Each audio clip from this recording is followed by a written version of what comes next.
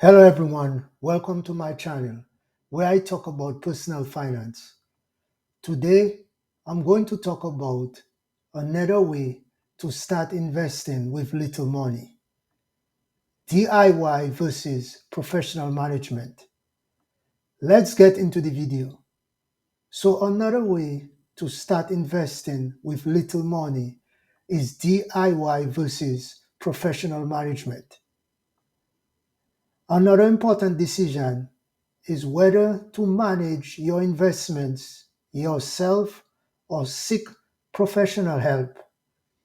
If you are just starting out and have limited funds, a robo-advisor can be a great option. They provide automated portfolio management at a low cost.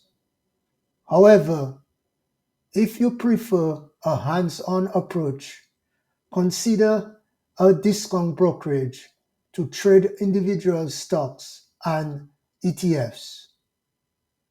Remember, investing is a long-term game. Stay patient and stay disciplined and stay committed to your financial journey. Thanks for watching this video and do not forget to subscribe to my channel.